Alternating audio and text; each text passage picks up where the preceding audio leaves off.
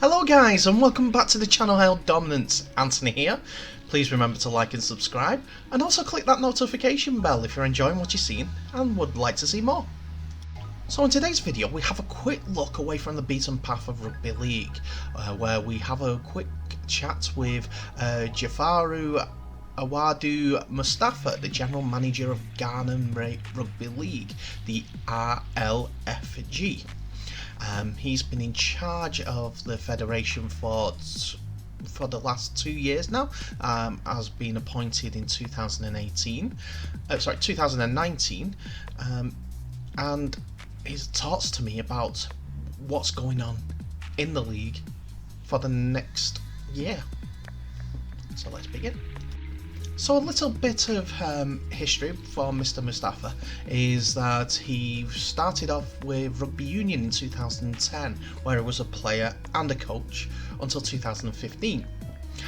Due to administration errors, that team folded, but the rugby bug had caught him very much, so he was involved in a formation of Rugby League in Ghana. As I said, he's a general manager since 2019 of the Rugby League Federation of Ghana and has been one of the main go-forwards into growing the game. Him and Andy Dilvray, the head coach of the Ghana national team, pair together for ideas to grow the game as a whole. And the season starts on the 23rd of May, so this Saturday, with all games being played at the University of Ghana Rugby Field, also known as the Legon Rugby Field. It's all festival style, where they'll play 3 games, and it's like the magic weekends all the way through until the season finish on the July the 4th, 2021.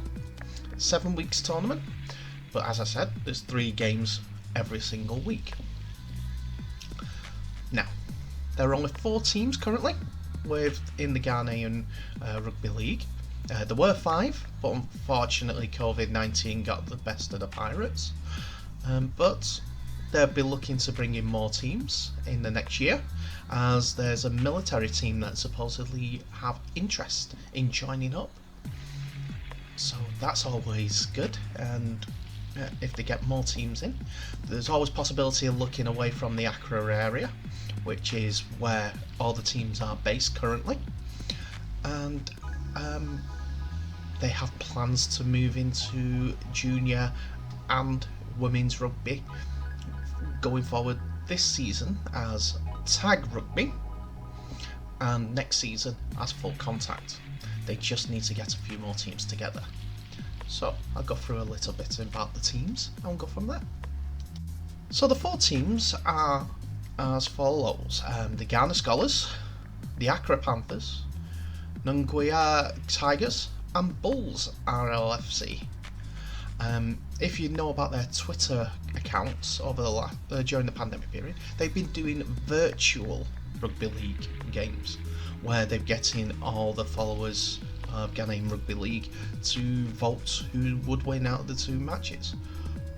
It's not off anything, it's just to keep the idea in people's head so that Rugby League still goes on, as there was very strict lockdown processes in Ghana during the 2019 year, which is a shame, because 2019 from 2019 to 2020, I must say, 2019 had the MEAs, the Middle East and Africa Championships, the international tournament, where it was Ghana, Cameroon, Nigeria, and the final team escapes me. Morocco were the ones that were the final team that competed in the 2019 tournament, which was won by Nigeria, a very strong Nigerian team. There are 2 junior teams involved at the moment: Firm Foundation Junior Rugby League and African Warriors Junior Rugby League. There are also 2 ladies teams: Firm Foundation, Accra Panthers Ladies Rugby League Club and Nungua Tigers Ladies. So it is a good mix of players. Well, good mix of formats, shall we say? Because at the beginning they're going to be tag rugby league games for the first season, and then next year we'll be evolving into full contact rugby league, which is fantastic. It is a way forward to go for the World Cup, which is one of the targets that Jafaru was mentioned to me. He also mentioned that there is a friendly on the way against Nigeria for the for rugby league qualification, getting a team together to keep the thoughts of Ghana going forward, Ghana Rugby League going forward. So that is a positive on the men's side. Hopefully that might include a ladies game as well, but we'll see. We'll see on that.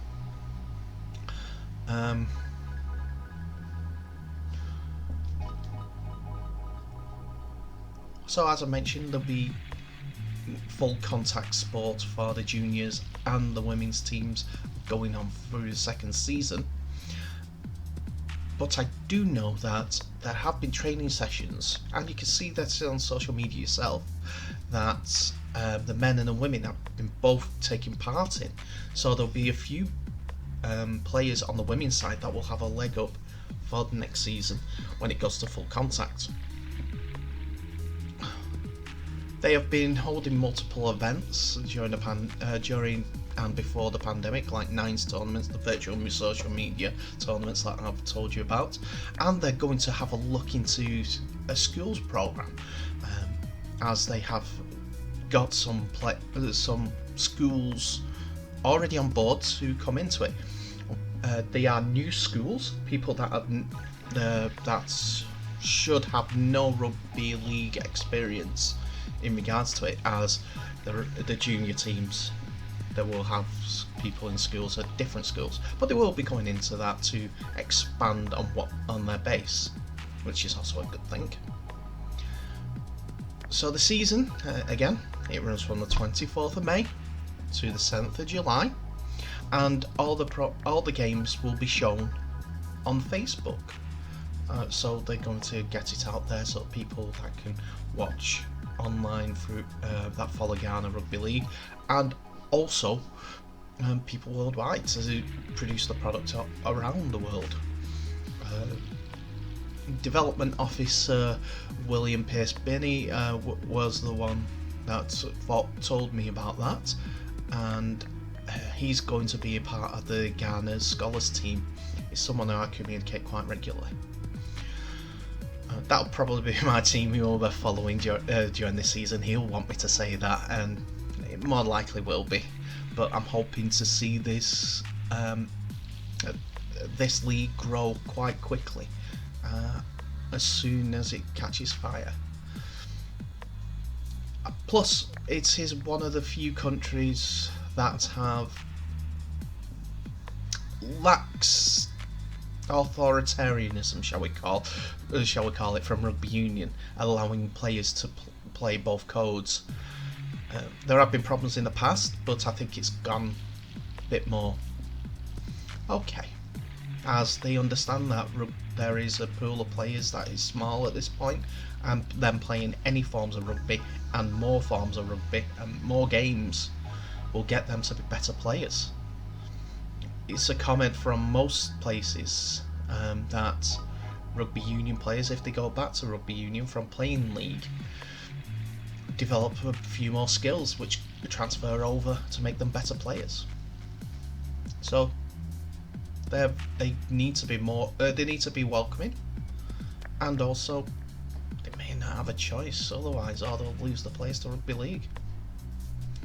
Anyway, them are my two pennants at the end, but I do want to thank Jafaru Mustapha for their talk over the weekend, and I wish all the players and the teams in the next season all the best, and good luck for the year.